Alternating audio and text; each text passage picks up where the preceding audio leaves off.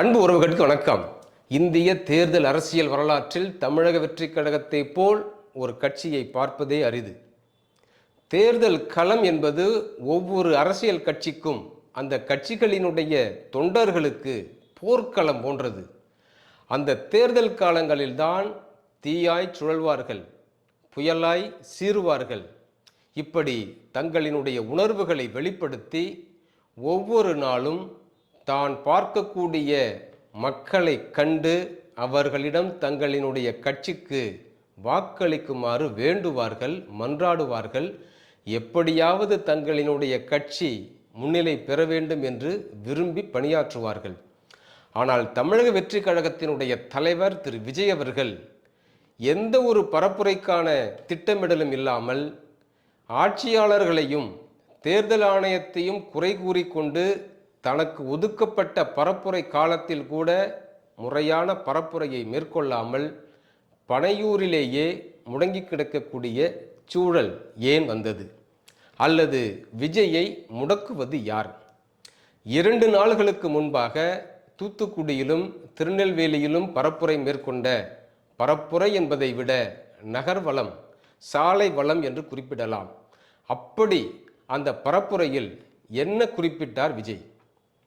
நீண்ட இடைவெளிக்கு பிறகு கரூர் துன்பியல் நிகழ்வு குறித்தும் ஜனநாயகன் திரைப்படம் வெளிவராத அந்த செய்தி குறித்தும் மக்களிடையே சில கேள்விகளை எழுப்பினார்.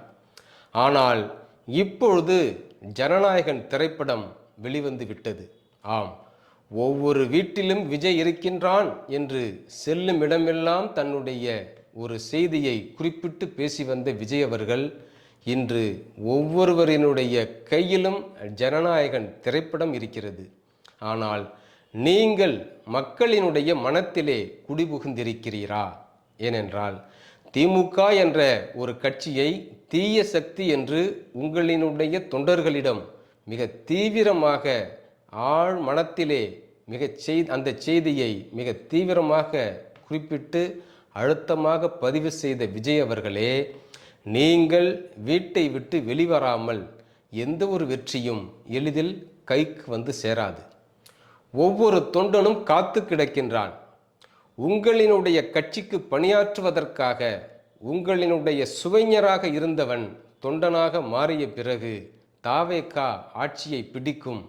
நீங்கள் ஒவ்வொரு முறையும் மேடையிலே முழங்கக்கூடிய அந்த ஒற்றை சொல்லான கான்ஃபிடண்டாக இருங்கள், வெற்றி நிச்சயம் என்ற ஒன்றை தன்னை சார்ந்தவர்கள், தன்னை கண்டு பேசுபவர்களிடமெல்லாம் சொல்லி பெருமகிழ்ச்சி கொண்டிருந்தான் அந்த தொண்டன்.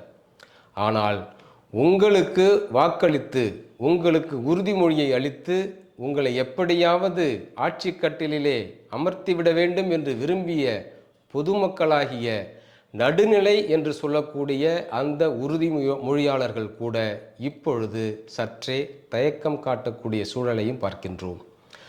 நாம் சில தாவேகா தொண்டர்களிடம் கண்டு பேசியதன் விளைவு அவர்கள் மிகுந்த மனச்சோர்விலே இருக்கின்றார்கள் என்பதை அறிய முடிகின்றது. எப்படியாவது தேர்தல் பரப்புரைக்கு விஜய் அவர்கள் மிக தீவிரமாக தமிழகம் முழுக்க சுற்றி வந்து தன்னுடைய கட்சியினுடைய வேட்பாளர்களுக்கு மிக தீவிரமான வாக்கு என்று சொல்லக்கூடிய உறுதிமொழியை கேட்பார் என்று மிகுந்த மகிழ்ச்சியிலே ஆழ்ந்திருந்த தொண்டனுக்கு மிகப்பெரிய ஏமாற்றத்தையே அளித்திருக்கிறார் திரு விஜய். திமுக, அதிமுக 2 கட்சிகளையும் குறிப்பிட்டு இங்கே திமுக தான் நம்முடைய முதல் எதிரி, திமுகவுக்கு மாற்று தாவேகா தான், திமுக அல்லது தாவேகா, அதிமுக களத்திலேயே இல்லை என்று மறைமுகமாக குறிப்பிட்டு பேசி வந்த விஜய் அவர்கள் இப்பொழுது கூட தேர்தல் கணத்தை கணிக்காமல் இருக்கின்றாரா என்று ஐயம் ஏற்படுகின்றது. அல்லது விஜயை யாரேனும் முடக்குகின்றார்களா அல்லது முடக்கி வைத்திருக்கிறார்களா? பனையூரிலேயே முடங்கி கிடப்பதனுடைய ஆழ்ந்த பொருள் என்ன என்று விஜய் விளக்குவாரா? இப்பொழுது 4 தொகுதிகளை ஒருங்கிணைத்து 4 தொகுதிகளாக தன்னுடைய பரப்புரையை மேற்கொண்டிருந்தால் கூட முழுவதுமாக அந்த கட்சியினுடைய வேட்பாளர்களுக்கு மிகப்பெரிய புத்துணர்ச்சியை அளித்திருக்கும். செல்வி ஜெயலலிதா கூட இறுதி காலகட்டங்களில் தேர்தல் பரப்புரை என்ற ஒன்றிற்கு வர இயலாத சூழலில் அவரினுடைய உடல்நிலை இருந்த சூழலிலும் 2016ஆம் ஆண்டு 15ஆம் ஆண்டு மிக தீவிரமாக 4-5 மாவட்டங்களை ஒருங்கிணைத்து தன்னுடைய தேர்தல் பரப்புரையை உடல்நிலையை கருத்தில் கொண்டு அவர் மேற்கொண்டார், வெற்றியை ஈட்டித் தந்தார். ஆனால் விஜய் அவர்களுக்கு வாக்களிக்கலாம் என்று இருக்கக்கூடிய மக்களுக்கு கூட அவர் சற்றே அந்த மனமாற்றத்தை ஏற்படுத்தி இருக்கிறார் என்றுதான் எண்ண தோன்றுகிறது. நடுநிலை என்று சொல்லக்கூடிய அந்த உறுதிமொழியாளர்கள் கூட ஒரு மாற்றம் வந்தால் என்ன என்று எண்ணுபவர்கள் கூட திமுக அதிமுகவிற்கு மாற்றாக விஜய் அவர்களுக்கு தங்களினுடைய உறுதிமொழியை அளிக்கலாம், வாக்கை அளிக்கலாம் என்று எண்ணக்கூடியவர்கள் கூட இப்பொழுது சற்றே தயக்கத்திலேயே இருக்கிறார்கள். தொண்டர்கள் மிகுந்த மனச்சோர்வில் இருக்கிறார்கள் என்பதை நாம் களத்திலே பார்த்து வருகின்றோம். இப்பொழுது கூட விஜய் அவர்களுக்கு நம்பிக்கை இல்லாமல் போனதோ என்று நமக்கு ஐயம் ஏற்படுகின்றது.